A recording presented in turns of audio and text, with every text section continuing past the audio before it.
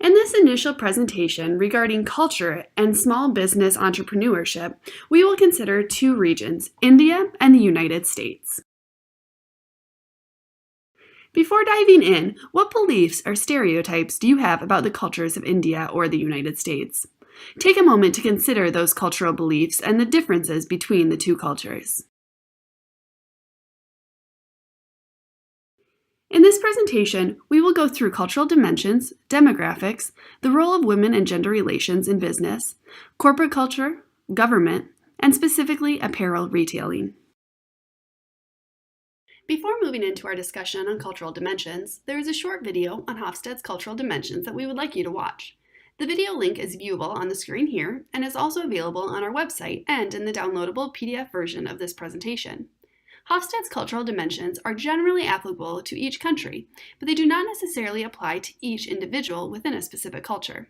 Use them as a guiding tool rather than a rule when you are working with people from different countries and different cultural backgrounds.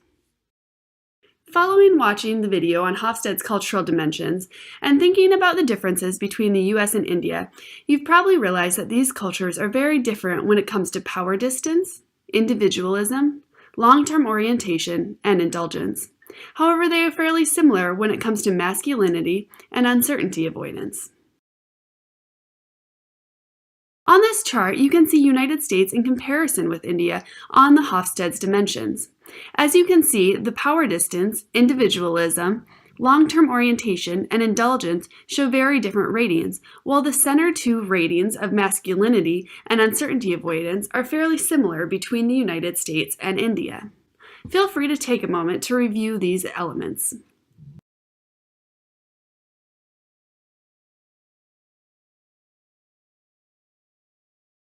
India had a high score of power distance at 77, which is compared to the world average of 55 and the US rating of 40, which indicates a hierarchy that is clearly established and executed among society, without doubt or reason. In the United States, oftentimes the graduate students call professors by their first names, whereas in India, graduate students address professors as sir, as madam. This shows a difference in power distance. In organizations in India, communication is top-down and directive in its style, while it's less formal oftentimes in the United States. Again, another example of the differences in power distance.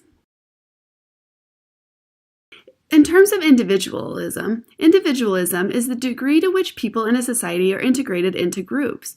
In the Hofstede analysis, the US is ranked highest, scoring a 91, versus India, which scores a 48. This indicates that India is a collectivist society.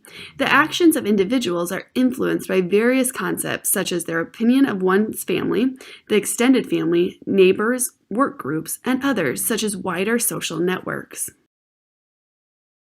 Long-term orientation is a dimension that it connects the past with the current and future actions and challenges. In the US, long-term orientation is low at 26 versus India, which has a relatively higher long-term orientation at 51. This indicates that people stress thrift and perseverance. Members typically forgive lack of punctuality, a change of plans based on changing reality, because they're more focused on current than long-term changes and actions. Indulgence is the degree to which people in a society allow gratification of basic and natural human drives related to enjoying life and having fun. The USA has a high score with respect to India. USA's indulgence score is 68, while India's is 26. This indicates that Indians are less indulgent. Indians do not put much emphasis on leisure time and control the gratification of their desires. Uncertainty avoidance defines a society's tolerance for ambiguity. Both the US at 46 and India at 40 score low on this dimension, indicating a fair degree of acceptance for new ideas, willingness to try something new or different, and allowing the freedom of expression. Masculinity is another dimension that is rated similarly across the US and India. This is the preference in society for achievement, heroism, assertiveness, and material rewards for success. The US ranking is 62 and India's is 56, which are similar scores, indicating that these societies are driven by competition. Success is defined by the winner best in the field. Punctuality. In India, things are non-linear, lengthy, complex, independent, and chaotic, thus leading sometimes to unpunctuality. Generally, an appointment time isn't a single point in Indian psyche, it's a range. However, recently the value of time for Indians is increasing and they're getting more punctual. Dominant cultures and habits are changing slowly. For example, government officers are reaching their offices on time. What challenges do you think could arise because of these cultural patterns? How do you think we could resolve them when working across the USA and India? Individualism.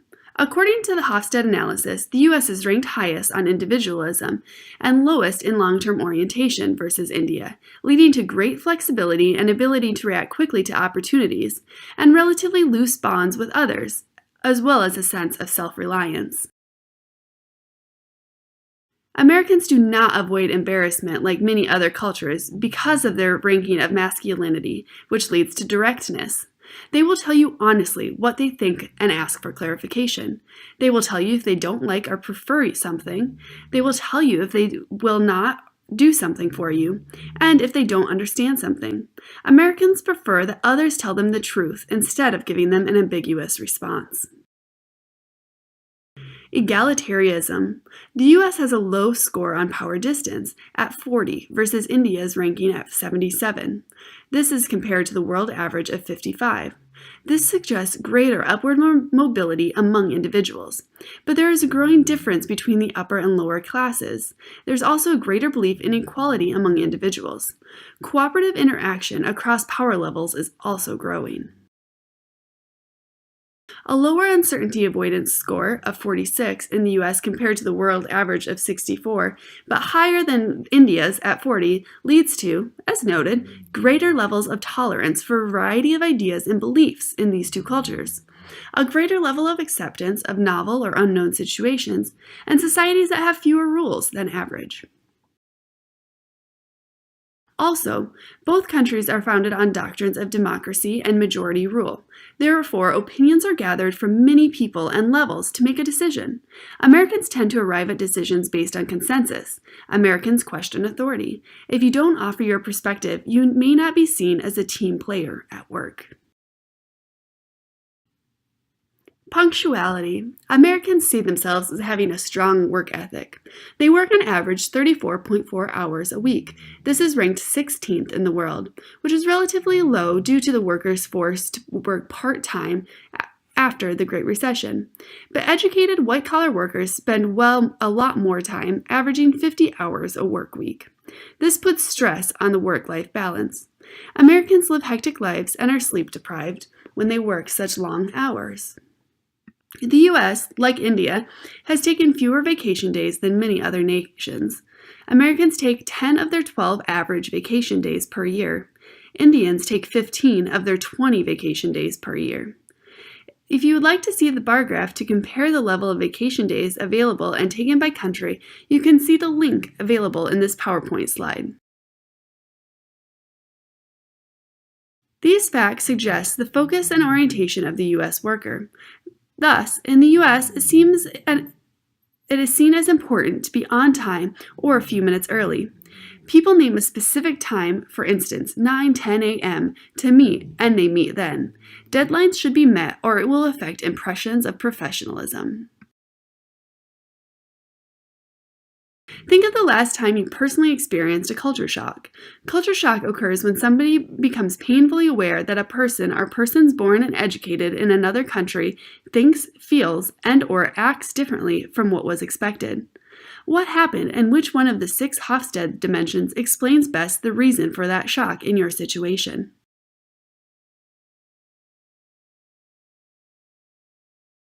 We will now move on to the next section on demographics.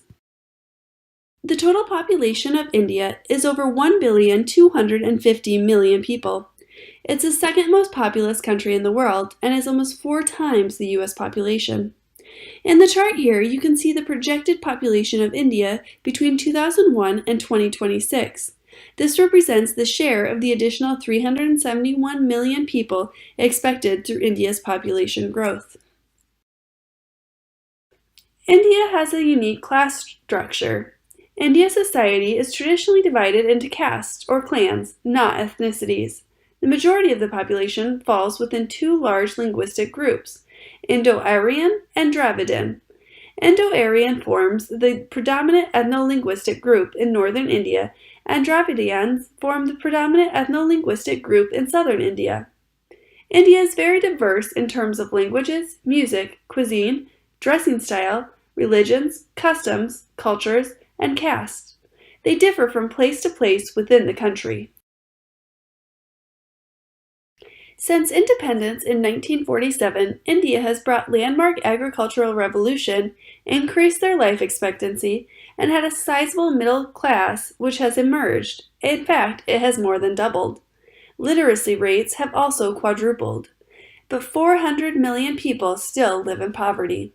In 2014, India's official poverty line was US $14 a month in rural areas and a US $21 a month in urban areas. 23.6 million people are middle class in India, with a 13,662 average annual wealth. The disadvantaged groups will need to be brought into the mainstream to reap the benefits of economic growth. GDP growth rate is at more than 7.5% in India, and 600 million people are projected to live in cities by 2031. There are many major religious groups in India, including Hinduism, which accounts for 79.8% of the population, Islam, which accounts for 14.2% of the population, Christianity, which accounts for 2.3% of the population, Sikh, which represents 1.7% of the population, Buddhism, which accounts for 0.7% of the population, Jainism, which accounts for 0.4% of the population, and other, which accounts for 0.9% of the population. In contrast, on this chart, you can see the race and ethnicity of the United States. You can see that within the United States, the largest portion of the population is white non-Hispanic. There's also representation in green, which represents Native American non-Hispanic, a teal color, which is multi-ethnic, a yellow color, which is Pacific Islander, a dark blue color, which is Hispanic, purple, which represents Black, non-Hispanic, and red, which represents Asian, non-Hispanic. The U.S. total population is over 322 million people. The U.S. is called the melting pot. This is because of the assimilation or integration of groups which has benefited the United States. It is a fairly multicultural, racial society. More so in the cities, though, than in rural communities. But there are also many neighborhoods and towns with a high density of cultural groups. Today in the United States, the largest immigrant groups are from Latin countries such as Mexico, Colombia, and Brazil. The U.S. Census Bureau projects the percent of non-Hispanic whites to continue to shrink over the next 30 years, perhaps no longer being the majority group. For a map of the ethnic concentration within states, you can go to the link provided on the screen here. The ethnic makeup of the United States of a single race is as follows. It's 64% white, 16% Latino American, 12% African American, 5% Asian, and 1% Native American.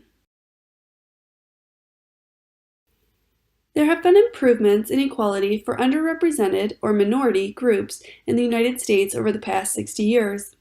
More underrepresented members have been part of government and industry leadership positions, but it has not been proportional to the population makeup.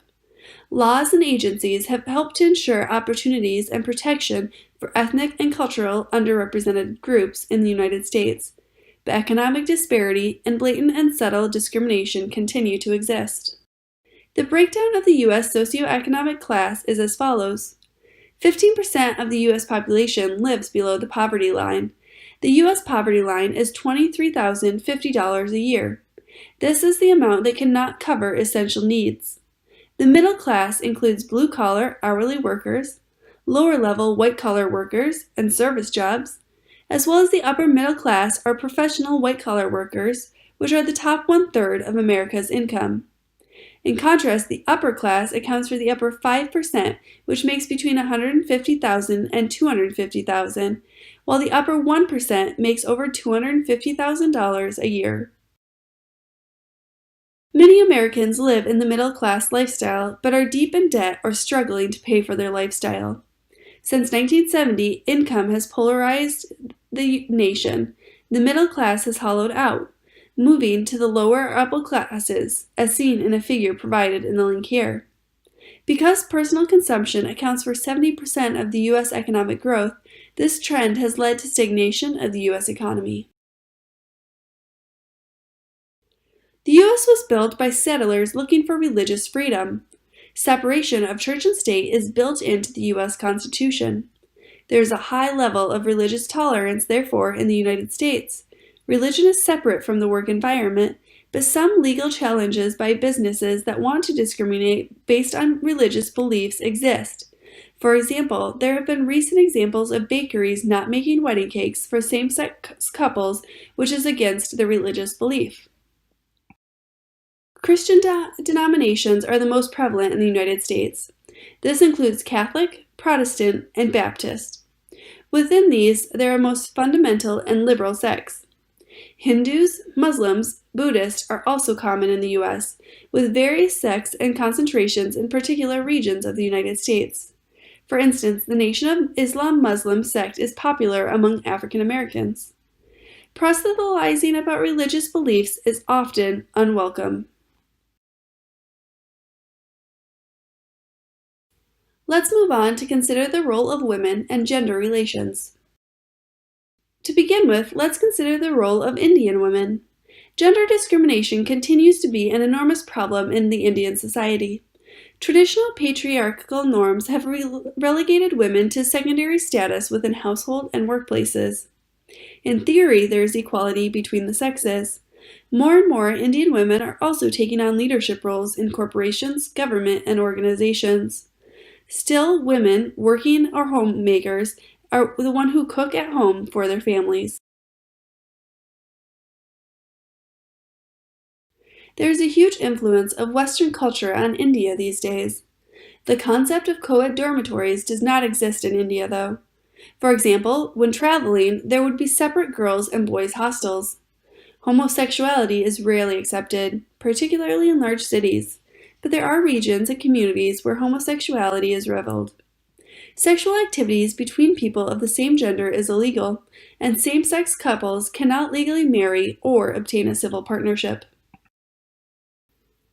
Men are traditionally seen as providers, while women are seen as caregivers.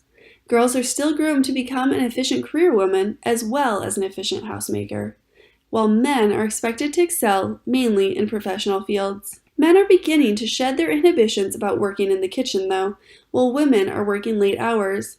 The changing trends are reflected in men and women taking up unconventional work such as pilots and astronauts, while men are honing their skills as chefs and fashion designers. Now let's take a minute to consider the role of women and gender relations in the United States. The U.S. strives for equality between the sexes, but female full-time workers still make only 79 cents for every dollar a male worker makes. Laws help to ensure opportunities and protection in employment and education, while sexual harassment lawsuits can come from degrading statements or remarks about a woman's appearance. Women are generally not subservient or passive. Their provocation and dress is not an overture to men. Women and men can be friends without it being perceived as inappropriate. Women ask men out on dates, and most universities have co-ed dormitories where males and females live in the same buildings and sometimes even on the same floors. There is the term "no means no" in response to a man's romantic advances. Ignoring it is grounds for a rape charge. Homosexual couples can marry in all 50 states in the United States. Only 28% of households are supported by a father's income alone. 66% of U.S. households are dual income. The number of stay-at-home dads has doubled to 7% over the past 10 years in America, and 32% of married fathers, at 7 million, were a regular source of care for their children under the age of 15 in 2011. This was up from 26% in 2002. Men and women's roles are converging. This can be seen in the second figure on the link provided here through Pew Research. Now let's take a moment to consider corporate culture. To begin with, let's consider the corporate culture in India. Presenting and exchanging business cards is a necessary part of Indian etiquette when doing business. In a business meeting, it is considered rude and poor etiquette to just jump in without related conversation. Meetings usually start with small talk about non-work related topics. Personal questions about your family, children, trips, and so on are not considered rude or prying. It's just part of the friendly Indian social etiquette. Indian etiquette considers it important to use a person's title wherever it's possible. Titles such as Doctor, Professor, Mr., Mrs., or Ms. should be used. In professional instances, Doctor or Professor may be used, while Mr., Mrs., and Ms. would be used for those without professional titles. Sir and Ma'am can also be used for strangers, and Uncle or Auntie for familiar people. For a stranger who is not particularly old, it's best to use suffixes to the name as a mark of respect. Americans do business wherever they get the best deal or service. Therefore, business relationships are not contingent on developing personal relationships. Gift giving is discouraged or limited by many U.S. companies. If giving gifts, it is appreciated if the gift represents a cultural tradition or your background. A friendly hand on the shoulder, or arm, or back of a colleague of the same sex is acceptable after a rapport is built. In the U.S., greetings will include handshakes that are firm and about 3 seconds long, even with women. Eye contact should be maintained during the greeting. In formal circumstances, use titles and surnames as a courtesy until told to use first names. In most situations, you can begin calling people by their first name or offered nickname. In terms sir, madame, or ma'am when greeting someone are uncommon, but used if getting someone's attention. Miss is used to get the attention of a younger woman. Generally speaking, it is polite to call a woman Ms., pronounced Ms., unless prompted otherwise. Americans tend to exchange cards casually, immediately putting them away for future need. When saying goodbye, Americans may say, "We'll have to get together," or "Let's do lunch." This is simply a friendly gesture, and they will not likely follow through with the act. Americans are very direct. Yes or no mean exactly that, while maybe means it might happen. It is proper to ask questions if something is not understood. Americans are not ashamed to admit what they do not know. Americans reveal personal information more freely with new acquaintances than do other cultures. Americans are often uncomfortable with silence, and it is avoided in social or business meetings. It's rude to interrupt someone speaking, but interruptions are common. Some people will finish your sentence for you. U.S. law requires written contracts. Verbal contracts are rarely legally binding, and lawyers review contracts before the company signs them. It's very important in written communication to spell names correctly and to have correct titles. In U.S. business meetings, very similar to in Indian business meetings, keeping appointments once they are made is important. You must arrive on time or 5 minutes early, particularly in the Northeast and Midwest. 5 minutes late is acceptable with a brief apology. 10 to 15 minutes requires a phone call to warn of the delay and to apologize. Expect very little small talk before getting down to business. Meetings may appear relaxed, but they are taken quite seriously. An agenda may be distributed. Visual presentations with hard data are common. At the meeting's conclusion, decisions will be summarized and action plans for the next steps will be identified. Emphasis is on getting a contract signed rather than on building a relationship, which would come later. Successful meetings are short and decisions are being made. Meeting deadlines is important. Missing deadlines is viewed as irresponsible and undependable. Generally, there is one negotiation leader who has the authority to make decisions within a meeting. Let's take a moment to consider apparel retailing. This is a demonstration of overall retailing in India. The total retail market consists of 60% food and grocery, 8% apparel, 6% mobile and telecom, 5% food services, 4% jewelry, 3% consumer electronics, 3% pharmacy, and 11% other. 95% of Indian retail is unorganized. This means it's small businesses, mom and pop stores, street vendors, and so on. Only 5% of the retail is organized, which would be through shopping centers, malls, and supercenters. Online sales are growing in India, such as through Amazon and other Indian pure-play retailers such as Flipkart. Major retail players have prominence in organized retail markets. This includes retailers like Shoppers Stop, Pantaloon, Trent, and Reliance. In India, the majority of consumers shop in local small shops. A trend has been observed where consumers, mostly in urban areas, are also buying from organized retail stores and malls. Consumers are usually paying in cash for most of their transactions. Debit cards and credit cards are becoming more popular, though. Traditionally, Indian consumers are thrifty when it comes to spending. In organized retail venues, the prices are not negotiable. This refers to organized venues like malls, shopping centers, and supermarkets. However, in local mom and pop stores, street vendors, or small businesses, you need to negotiate the price. Numerous taxes are also added on to the cost of goods and services. The government is also trying to pass a bill which would be a comprehensive indirect tax on manufacture, sales, and consumption of goods and services throughout India to replace all these other taxes. Organized retailers are slowly adopting new technologies to improve their efficiencies. This includes customer interfacing systems like barcoding, scanners, POS systems, card payment, and electronic payment. They're also looking at operational support systems such as ERP and CRM, and e-commerce. Here you can see the total retail establishment by industry in the United States.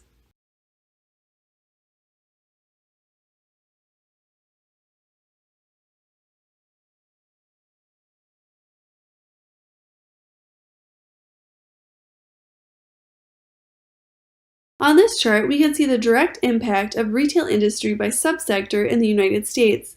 This is provided by the National Retail Federation and PricewaterhouseCoopers.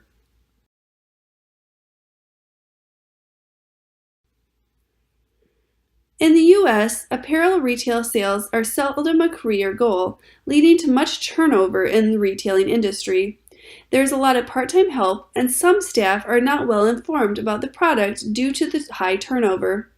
But superior customer service is a competitive advantage for a number of retailers, both large and small, within the United States. The use of commission-based incentives varies by retailer, but can be seen as an advantage for customer service. Small, local, independent retailers are most common in rural small communities. Second-hand or used clothing includes vintage clothing stores and flea markets, which is a collective of vendors on specific days of the week. But the U.S. is actually dominated by organized retail. This includes major brand departments like Saks and specialty stores like Nike. It also has a lot of discount merchandisers like Walmart and membership-based clubs like Costco. There are also a lot of luxury brand retailers, such as Gucci, present in the United States. These organized retailers are much more common than the small, local, independent retailers. Outlet malls dedicated to discount and past season products are also common. Large shopping malls, lifestyle centers with diverse range of retail brands, restaurant, and entertainment venues are also common. Superstores that offer the broadest range of brands across product categories can easily be found, and online sales continue to grow, including consumer-to-consumer selling sites. Many consumers shop across these options from discount to luxury brand and across platforms. Showrooming is the act of trying on the product in the brick-and-mortar store but buying it online to get a better price. This is increasing in popularity and prevalence in the United States. If a customer is not satisfied with the product quality, he or she expects the retailer to accept the returned product. A full refund requires that the customer has the receipt and return it within 30 or 90 days, and the product must be unworn. But these are common rules within the United States. To keep the customer, the retailer's motto is, "The customer is always right." Many consumers buy now and pay later in the United States by using credit cards. The U.S. consumer holds 2.6 credit cards on average. Some consumers are deeply in debt because of this. The average American household has $5,700 of debt. The average for balance-carrying households is $16,048. The Great Recession has made consumers more cautious in spending, lowering the debt. The price marked on new apparel products is not negotiable in the United States, but retailers use frequent sales to attract customers and increase the sale of the good. State and local taxes on goods are added at the time of checkout, but they are set, and there are only two elements of tax that are added. Retailers use a variety of new technologies to make the shopping experience more efficient and enjoyable, such as self-checkout and price check scanners, iBeacon Bluetooth technology to send a relevant coupon to customers in the vicinity of a specific product in the store, and magic mirrors to virtually see how the product would look on the body without actually trying it on. That concludes the first presentation on cultural diversity between India and the United States. We hope you've learned a lot about the differences between India and the United States, both in terms of the markets, business practices, and consumer shopping habits. We hope you take a moment to consider your similarities and differences to other shoppers in the marketplace.